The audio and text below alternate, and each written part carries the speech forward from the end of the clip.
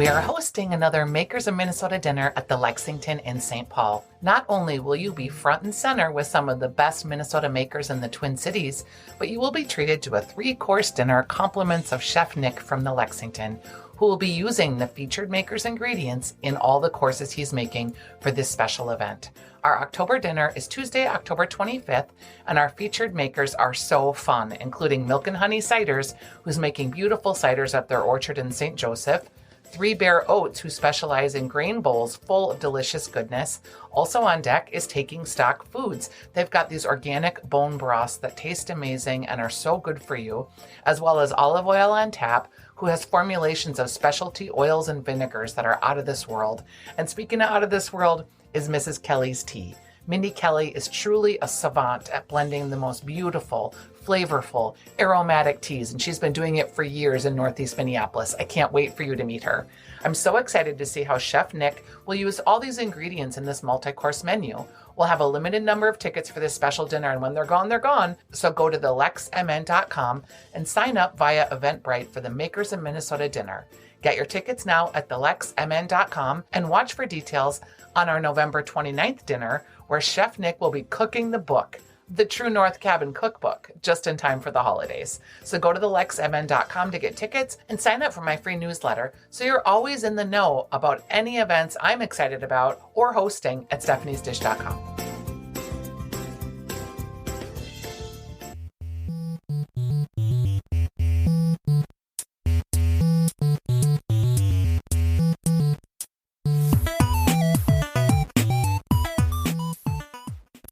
Hello, everybody, and welcome to the Makers of Minnesota podcast, where we're talking to cool people doing cool things.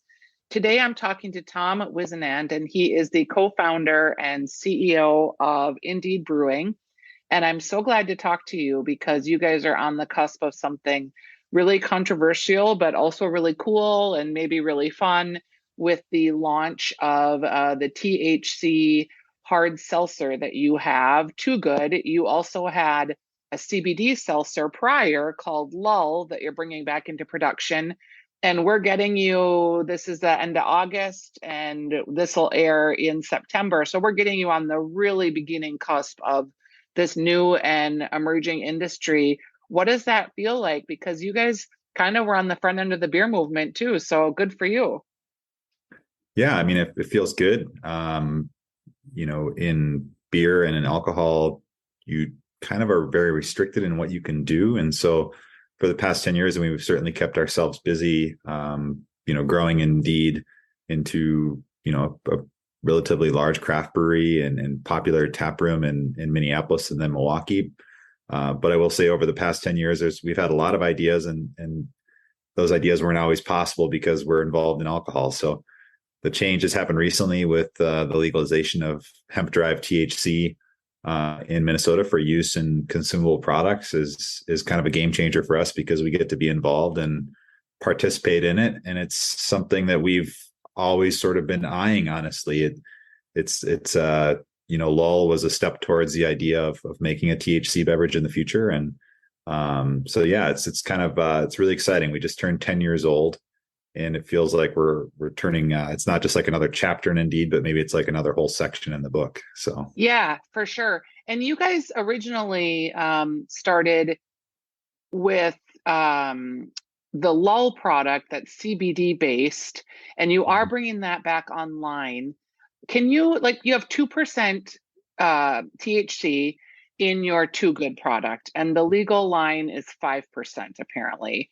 And I know that each city is kind of weighing their options. I'm curious what the difference is between the two drinks and why you felt like you wanted to bring Lull back. And then also what the feeling is. Can you describe it? Sure.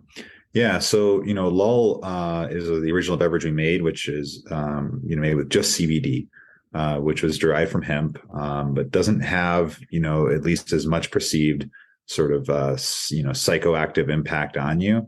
And then, Too Good is 2 milligrams of THC and also 2 milligrams of CBD. And that THC is hemp derived, but it's the same THC you would find in legal cannabis products in other states where you have recreational marijuana. We different consumers want different things. Some people are look for CBD. CBD does have some, everybody, it's kind of all this stuff impacts people differently. But yesterday I was actually sampling some CBD, and I felt like a euphoric feeling, kind of chilled out, I guess you could say. The THC products, they can make you more in the kind of traditional high that you might associate with smoking marijuana or consuming edibles. 2 milligrams is not a huge amount of THC by most standards. Of course, it all depends on the person. If you've never consumed THC, it might have a bigger impact on you. So 2 milligrams is where you want to start. I don't like to compare THC consumption to alcohol consumption and the effects that it has, just because it is so different. But the idea with 2 milligrams is a lot of people will consume 2, 4, 6, 8, even 10 milligrams of THC. And there's certain people out there who consume much more than 10 milligrams of THC at a time or in a period of time. So 2 milligrams is kind of made where you can maybe have 1, 2, 3, and you can kind of experiment and see how it impacts you, as you consume more. So yeah, and we will be, releasing a product here in the near future as well that is going to be a 5 milligram beverage It's as well. such a Yeah, it's such a weird territory because I'm on the older end and we smoked pot recreationally in college, and I wasn't really a big pot smoker. And my daughter's group of friends, like her, she's in the early 20s and the mid 20s, and they just really see THC and cannabis and pot. They see it as no different than drinking a glass of wine, having a beer. They're very comfortable with the medium. They're comfortable with gummies. And, my group sees it, I think, as more like an illicit situation. Yeah. So it is really interesting to see how these walls are being broken down. And also how, we have such a culture of alcohol, and everyone is, a rosé all day and it's like no problem. But then we still treat this other drug that in a lot of instances my daughter has like just schooled me on the use of marijuana, THC and CBD. And there are research studies that it is a lot less addictive component. It causes less health problems. So while we're lauding sort of the use of alcohol, THC kind of gets to be seen as maybe not as acceptable. It's a very interesting space that we're in. I love that you guys are so forefront in this. Is it something you've just always been thinking about, and as soon as you could, you did?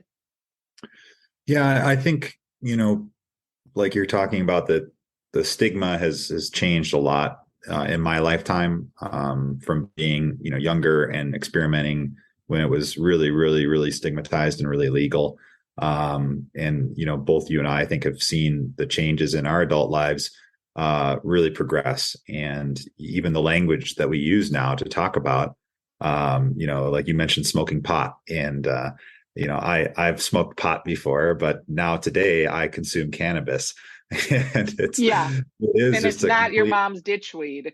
No, it's not, and it is amazing to see, that it has gone from just being, a plant material in a bag that you would burn and inhale to really all these other just ways of consuming it.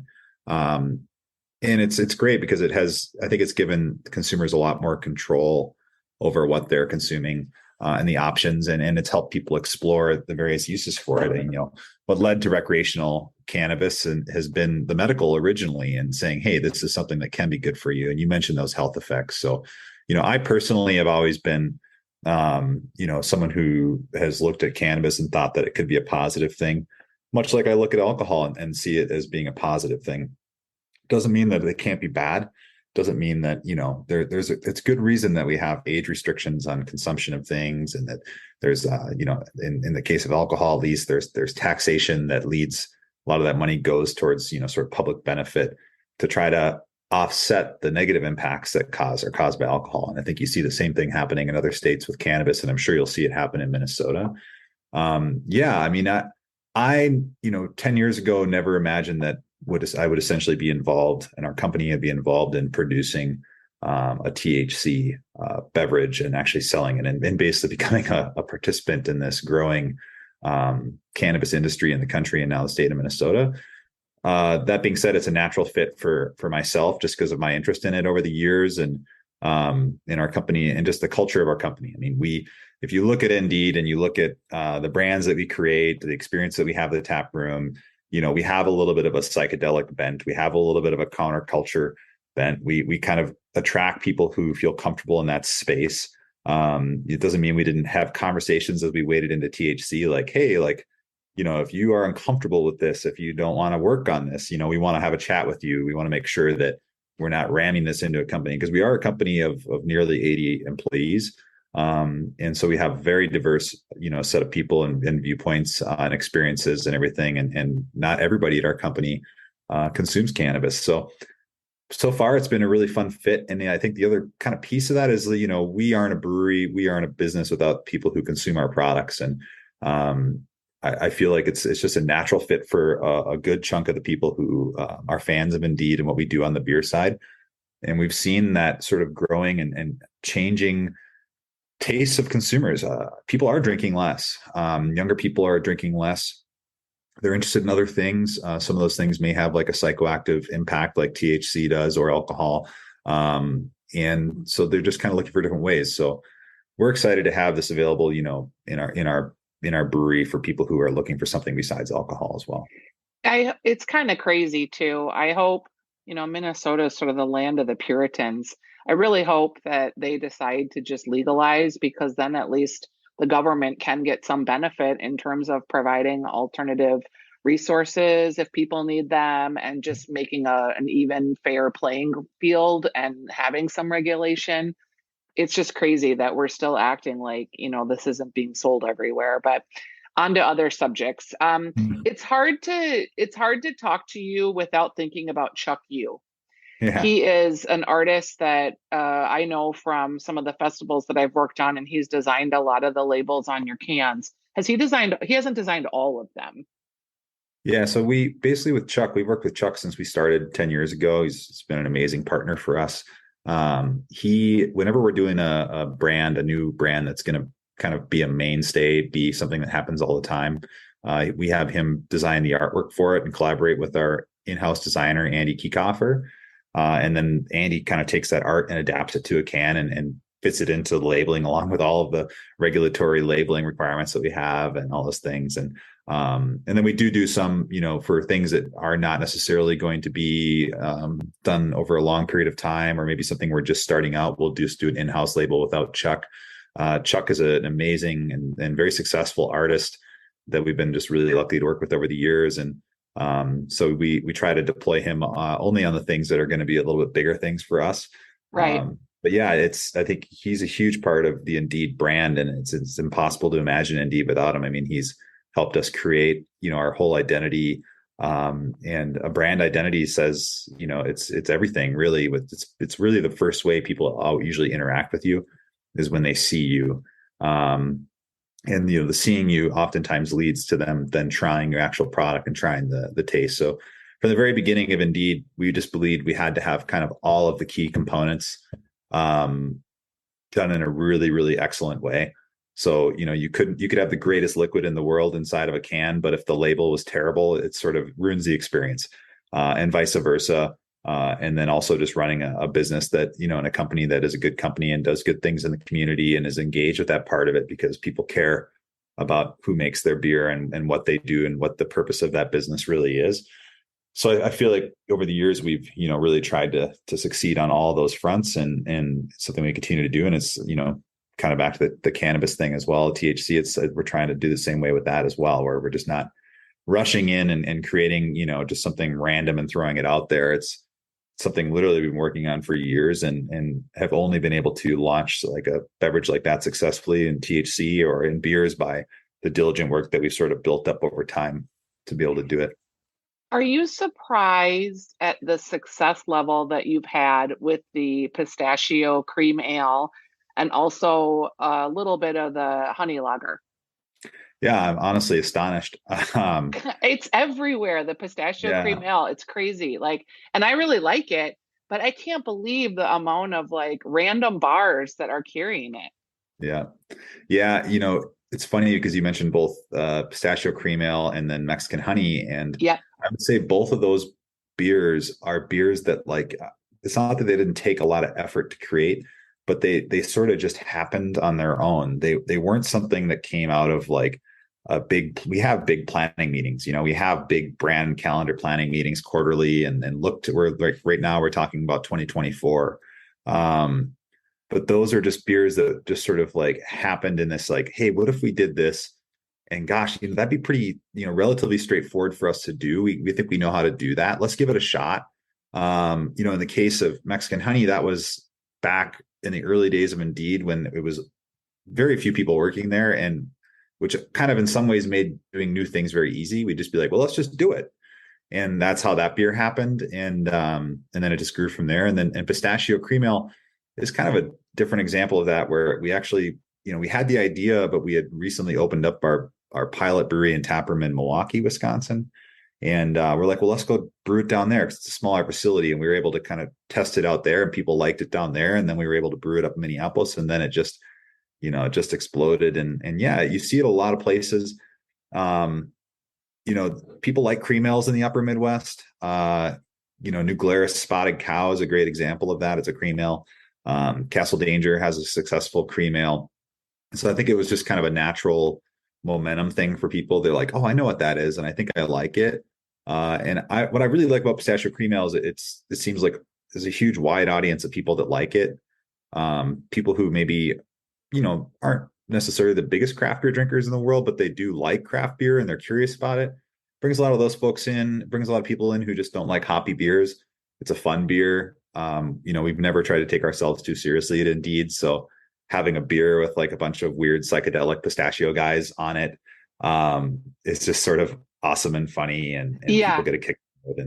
And usually people ask, they're like, well, how do you make it? And I'm like, oh, we have to get everybody together in the company to crack all the pistachio nuts. It takes days and days and days and days. It's awful. Our fingers are sore. And sometimes people believe that. And I just laugh. And it is pretty funny. My husband's a big fan of all of your beers. And one of the things that I think I had in the tap room a super long time ago, but I'm like, I think you're the company that will be the one I think that could be really successful. Why isn't there like more jalapeno beers in cans? Yeah, why aren't there more jalapeno and pepper beers out there? Yes. It's one of those things I think, and we did, it's funny. The one you're talking about was a long time ago. And I think that was probably Day Tripper. And that was probably me that made that back then, because I had a garden in my backyard, but I was spending so much time at the brewery. I remember going home one day and the whole garden was just covered in tall weeds. But I looked underneath all the weeds and there were all these peppers in there that I had grown. And so I picked them all and put them in a beer, and it was pretty good. And originally I was inspired to make that by Vickers Brewhouse up in Duluth. Had always made a pepper beer for a long time, and it was really good. And I think they still do. You don't see them much. They're kind of difficult to make.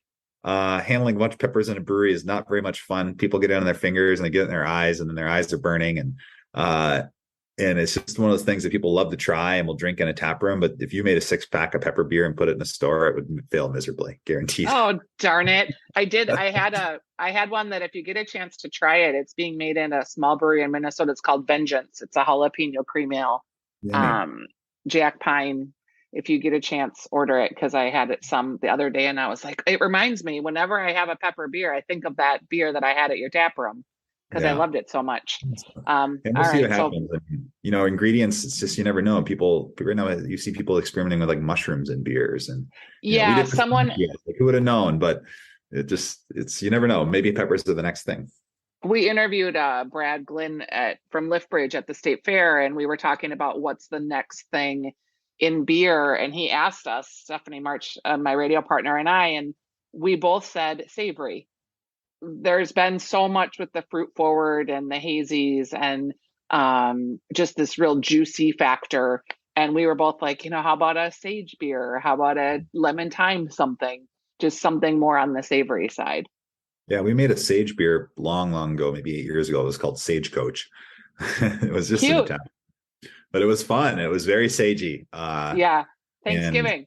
Yeah, exactly. Mm-hmm. When you are in your day-to-day, during the George Floyd situation, your tap room was able to expand during COVID. You were able to expand into the outdoors, and you've kind of kept up that area outside. Is your Minneapolis tap room, I mean, it's pretty small, and is your Milwaukee tap room a lot larger? And how has your reception in Milwaukee been? Has to be kind of intimidating to be in such a beer town. Yeah. I mean, yeah, you know, Indeed has evolved and adapted a lot over the years. No more so than in the last, 2 to 3 years with everything that's happened in the world and happened in Minneapolis. And so, yeah, we've been really fortunate to have, really just an awesome group of people working at Indeed that are creative, hardworking, and ready to pivot. Which, especially when you talk about our tap rooms, both in Minneapolis and Milwaukee, there's an enormous amount of pivoting over the last few years and changes. And some of that was driven by our own decisions, like opening up a Milwaukee tap room, which we opened up in late 2019. But a lot of it was driven by other events that were pretty much completely out of our control.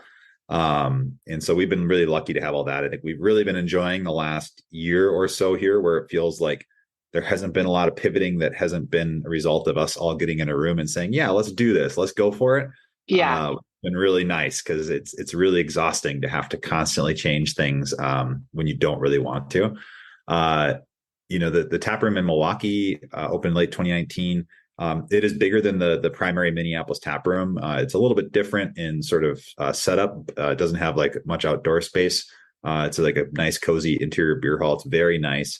We had a little bit more of a budget to kind of make that place nice from the start, where in Minneapolis, we literally moved into an abandoned building and made it work 10 years ago. So it's a little bit bigger in size, but, Minneapolis probably has more seating ability just because we have the multiple spaces now and outdoor space, like you mentioned, which we've kind of just taken a parking lot and turned it into a patio, which sort of spun out of COVID, being able to expand outside, which has been a nice addition. So yeah, we're really happy overall, like kind of where we've come with our taproom spaces. And right now we're actually in progress though in Minneapolis of planning a move of our taproom to a warehouse that we bought nearby, just a block away. So we own a parking lot in Minneapolis, kind of near the brewery, and just on the other side of that we have a warehouse now, and we're developing plans to build a new construction taproom on that site. And it's for lots and lots of reasons. One of them is that, like you mentioned, we have pretty much one of the smallest tap rooms in the state. Actually, it is very small when you look at kind of the core part of it, and we've sort of had to add pieces on. But we're really excited to develop and build something that is going to capture everything that we already do really well in the spirit of Indeed, but do it in a way that can really give our customers even a better experience. That's fun. I've been to that warehouse. I think there was like a bike race that kind of ended up there, and you had an outdoor event. Yeah. Yep. Sounds right. So right now we're doing warehousing over there, and we plan to build like a 2-story taproom facility there with rooftop and everything. It should be pretty cool. That is cool. When do you anticipate that opening? Going to be a few years still. Yeah. But hopefully construction costs will come down a little bit too in that time frame. We'll see.